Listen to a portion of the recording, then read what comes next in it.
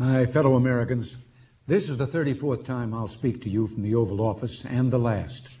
We've been together 8 years now, and soon it'll be time for me to go. But before I do, I wanted to share some thoughts, some of which I've been saving for a long time.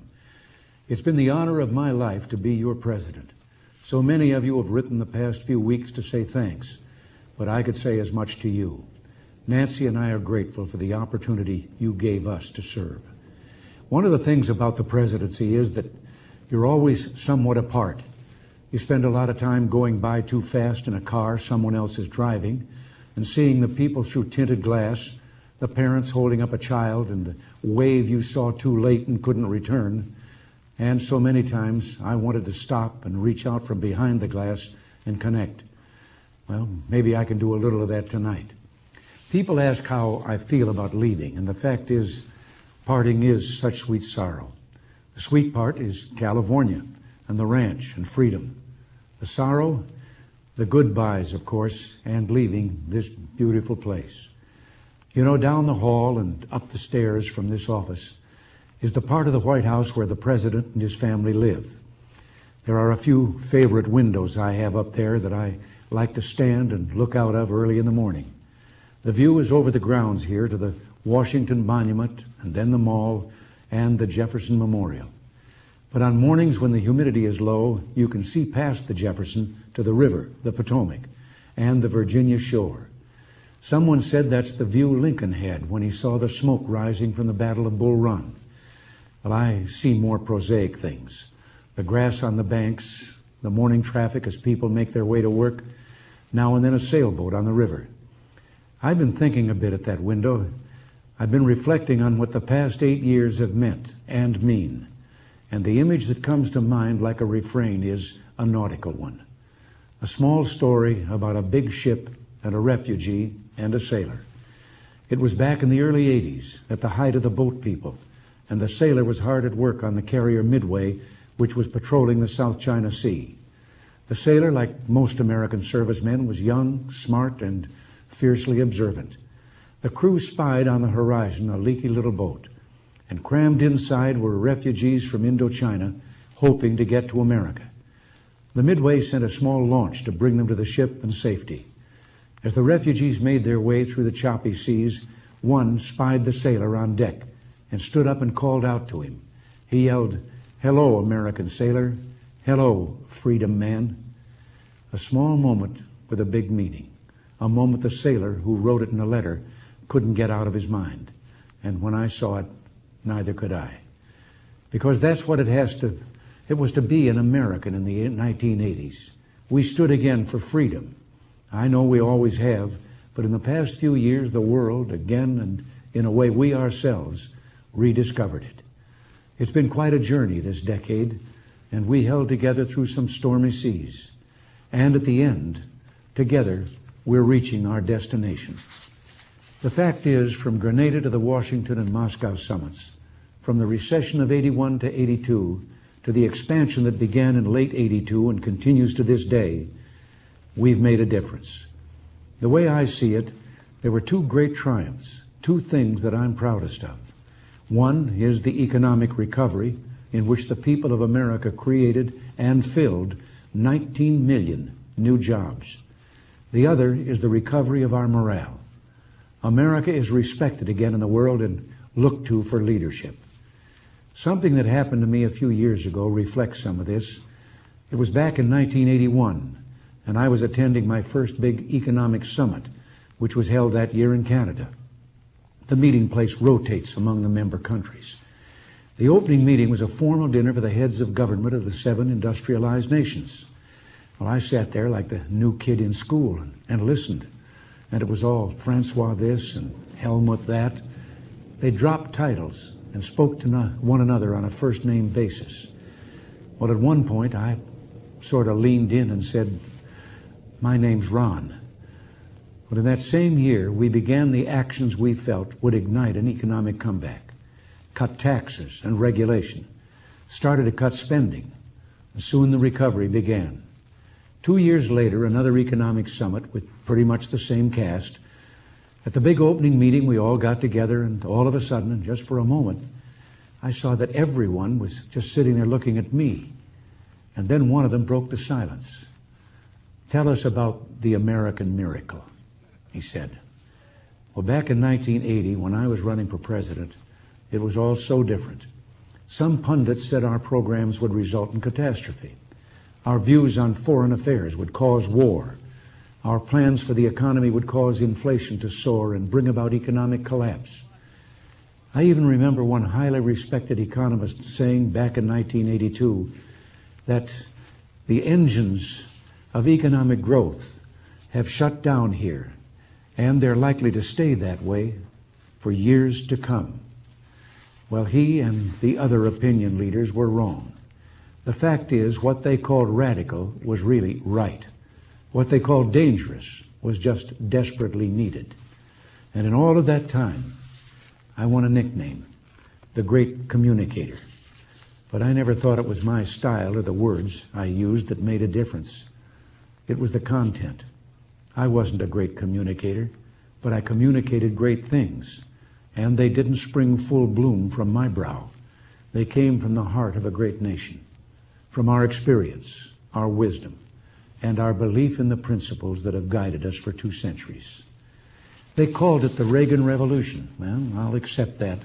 But for me, it always seemed more like the great rediscovery, a rediscovery of our values and our common sense. Common sense told us that when you put a big tax on something, the people will produce less of it. So we cut the people's tax rates, and the people produced more than ever before. The economy bloomed like a plant that had been cut back and could now grow quicker and stronger. Our economic program brought about the longest peacetime expansion in our history. Real family income up, the poverty rate down, entrepreneurship booming, and an explosion in research and new technology. We're exporting more now than ever because American industry became more competitive. And at the same time, we summoned the national will to knock down protectionist walls abroad instead of erecting them at home. Common sense also told us that to preserve the peace, we'd have to become strong again after years of weakness and confusion. So we rebuilt our defenses. And this new year, we toasted the new peacefulness around the globe. Not only have the superpowers actually begun to reduce their stockpiles of nuclear weapons, and hope for even more progress is bright, but the regional conflicts that rack the globe are also beginning to cease. The Persian Gulf is no longer a war zone. The Soviets are leaving Afghanistan. The Vietnamese are preparing to pull out of Cambodia. And an American-mediated accord will soon send 50,000 Cuban troops home from Angola. The lesson of all this was, of course, that because we're a great nation, our challenges seem complex. It will always be this way. But as long as we remember our first principles and believe in ourselves, the future will always be ours. And something else we learned. Once you begin a great movement, there's no telling where it'll end. We meant to change a nation, and instead, we changed a world. Countries across the globe are turning to free markets and free speech, and turning away from the ideologies of the past. For them, the great rediscovery of the 1980s has been that, lo and behold, the moral way of government is the practical way of government. Democracy, the profoundly good, is also the profoundly productive. When you've got to the point where you can celebrate the anniversaries of your 39th birthday, you can sit back sometimes, review your life, and see it flowing before you. For me, there was a fork in the river, and it was right in the middle of my life. I never meant to go into politics. It wasn't my intention when I was young. But I was raised to believe you had to pay your way for the blessings bestowed on you. I was happy with my career in the entertainment world, but I ultimately went into politics because I wanted to protect something precious. Ours was the first revolution in the history of mankind that truly reversed the course of government, and with 3 little words: we the people. We the people tell the government what to do. It doesn't tell us. We the people are the driver. The government is the car. And we decide where it should go and by what route and how fast. Almost all the world's constitutions are documents in which governments tell the people what their privileges are. Our Constitution is a document in which we, the people, tell the government what it is allowed to do. We, the people, are free. This belief has been the underlying basis for everything I've tried to do these past 8 years. But back in the 1960s, when I began, it seemed to me that we'd begun reversing the order of things, that through more and more rules and regulations and confiscatory taxes, the government was taking more of our money, more of our options, and more of our freedom. I went into politics in part to put up my hand and say, stop. I was a citizen politician, and it seemed the right thing for a citizen to do. I think we have stopped a lot of what needed stopping, and I hope we have once again reminded people that man is not free unless government is limited. There's a clear cause and effect here that is as neat and predictable as a law of physics. As government expands, liberty contracts. Nothing is less free than pure communism, and yet we have, the past few years, forged a satisfying new closeness with the Soviet Union. I've been asked if this isn't a gamble, and my answer is no, because we're basing our actions not on words, but deeds. The détente of the 1970s was based not on actions, but promises. They'd promised to treat their own people and the people of the world better, but the Gulag was still the Gulag, and the state was still expansionist, and they still waged proxy wars in Africa, Asia, and Latin America. Well, this time, so far, it's different. President Gorbachev has brought about some internal democratic reforms and begun the withdrawal from Afghanistan. He has also freed prisoners whose names I've given him every time we've met. But life has a way of reminding you of big things through small incidents. Once during the heady days of the Moscow summit, Nancy and I decided to break off from the entourage one afternoon to visit the shops on Arbat Street. That's a little street just off Moscow's main shopping area. Even though our visit was a surprise, every Russian there immediately recognized us and called out our names and reached for our hands. We were just about swept away by the warmth. You could almost feel the possibilities in all that joy. But within seconds, a KGB detail pushed their way toward us and began pushing and shoving the people in the crowd. It was an interesting moment. It reminded me that while the man on the street in the Soviet Union yearns for peace, the government is communist, and those who run it are communists. And that means we and they view such issues as freedom and human rights very differently. We must keep up our guard, but we must also continue to work together to lessen and eliminate tension and mistrust. My view is that President Gorbachev is different from previous Soviet leaders. I think he knows some of the things wrong with his society and is trying to fix them. We wish him well, and we'll continue to work to make sure that the Soviet Union that eventually emerges from this process is a less threatening one. What it all boils down to is this: I want the new closeness to continue, and it will, as long as we make it clear that we will continue to act in a certain way as long as they continue to act in a helpful manner. If and when they don't, at first pull your punches. If they persist, pull the plug. It's still trust but verify. It's still play but cut the cards.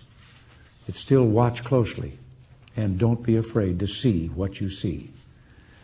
I've been asked if I have any regrets. Well, I do.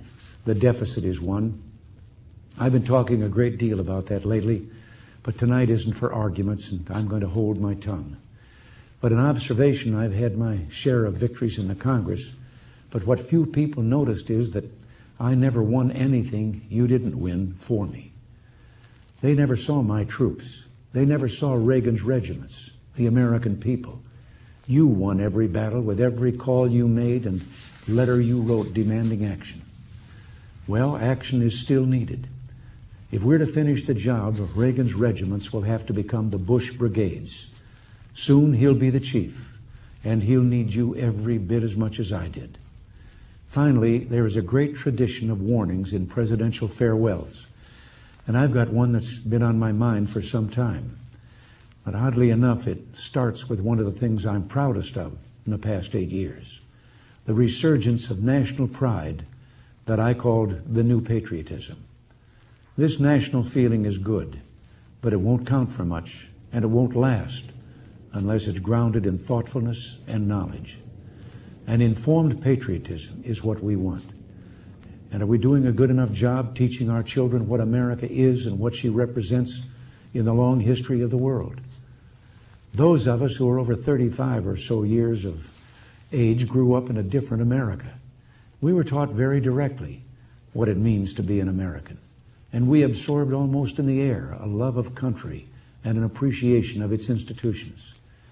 If you didn't get these things from your family, you got them from the neighborhood, from the father down the street who fought in Korea, or the family who lost someone at Anzio. Or you could get a sense of patriotism from school. And if all else failed, you could get a sense of patriotism from the popular culture. The movies celebrated democratic values and implicitly reinforced the idea that America was special. TV was like that too, through the mid-60s. But now we're about to enter the 90s. And some things have changed. Younger parents aren't sure that an unambivalent appreciation of America is the right thing to teach modern children. And as for those who create the popular culture, well-grounded patriotism is no longer the style. Our spirit is back, but we haven't re-institutionalized it. We've got to do a better job of getting across that America is freedom. Freedom of speech, freedom of religion, freedom of enterprise, and freedom is special and rare. It's fragile. It needs production. So we've got to teach history based not on what's in fashion, but what's important. Why the Pilgrims came here, who Jimmy Doolittle was, and what those 30 seconds over Tokyo meant. You know, 4 years ago, on the 40th anniversary of D-Day, I read a letter from a young woman writing to her late father, who had fought on Omaha Beach. Her name was Lisa Zanata Hen, and she said, "We will always remember. We will never forget what the boys of Normandy did." Well, let's help her keep her word. If we forget what we did, we won't know who we are. I'm warning of an eradication of the American memory that could result ultimately in an erosion of the American spirit. Let's start with some basics. More attention to American history and a greater emphasis on civic ritual. And let me offer lesson number 1 about America. All great change in America begins at the dinner table. So tomorrow night in the kitchen, I hope the talking begins. And children, if your parents haven't been teaching you what it means to be an American, let them know and nail them on it. That would be a very American thing to do. And that's about all I have to say tonight, except for one thing. The past few days, when I've been at that window upstairs, I've thought a bit of the shining city upon a hill. The phrase comes from John Winthrop, who wrote it to describe the America he imagined. What he imagined was important because he was an early pilgrim, an early freedom man. He journeyed here on what today we'd call a little wooden boat. And like the other pilgrims, he was looking for a home that would be free. I've spoken of the shining city all my political life, but I don't know if I ever quite communicated what I saw when I said it. But in my mind, it was a tall, proud city built on rocks stronger than oceans, windswept, God-blessed, and teeming with people of all kinds living in harmony and peace. A city with ports that hummed with commerce and creativity. And if there had to be city walls, the walls had doors, and the doors were open to anyone with the will and the heart to get here. That's how I saw it and see it still. And how stands the city on this winter night? More prosperous, more secure, and happier than it was 8 years ago. But more than that, after 200 years, 2 centuries, she still stands strong and true on the granite ridge, and her glow is held steady no matter what storm. And she's still a beacon, still a magnet for all who must have freedom, for all the pilgrims from all the lost places who are hurtling through the darkness toward home. We've done our part, and as I walk off into the city streets, a final word to the men and women of the Reagan Revolution, the men and women across America who for 8 years did the work that brought America back.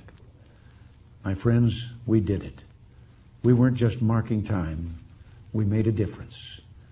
We made the city stronger. We made the city freer. And we left her in good hands. All in all, not bad. Not bad at all. And so, goodbye. God bless you. And God bless the United States of America.